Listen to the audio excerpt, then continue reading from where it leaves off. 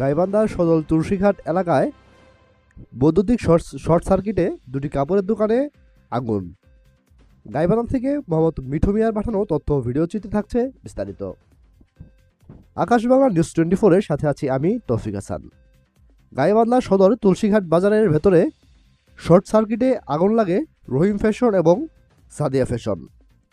এতে দুটি কাপড়ের দোকানে সম্পূর্ণভাবে পুড়ে ছাই হয়ে যায়। কাপড় ব্যবসায়ী বলেন, বৈদ্যুতিক শর্ট সার্কিট থেকে আগুন লাগে 11টা 30 মিনিটে কাজী মার্কেটের দুটি কাপড়ের দোকানে প্রচুর পরিমাণ ক্ষয়ক্ষতি হয়েছে, যার আনুমানিক ক্ষতির পরিমাণ 17 লক্ষ টাকা। এ সময় আগুন নেভাতে গিয়ে ব্যবসায়ীরা আতঙ্কের মধ্যে পড়ে যায়। স্থানীয়রা আগুন নেভানোর চেষ্টা করে ব্যর্থ হয়। পরে পলাশবাড়ি এবং সদর ফায়ার সার্ভিসের খবর দেওয়া হয়।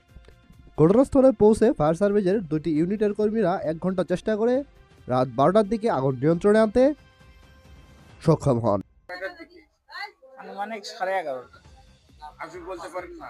না, আমি হচ্ছে যে ছিলাম না। আমি হচ্ছে যে সন্ধ্যার সময় মাগরিবের নামাজ দোকানেই পড়ছি, ঈশার নামাজও দোকানেই পড়ছি। দোকানে পড়ার পরে দোকানে হচ্ছে যে আমার শ্বশুর হচ্ছে বাড়ির, আমি হলো যা ওখানে ওষুধ, তার অসুস্থ, তার ওষুধ নিয়ে নেওয়ার জন্য দোকান তাড়াতাড়ি করে বন্ধ করছি। ঠিক আছে, লাইট অফ করছি, তালা মারছি, মারিয়ে বাজার সদাই করে তারপরে ওষুধ নিয়ে আমি বাড়ি চলে গেছি, বাসায় চলে গেছি। বাসায় যায়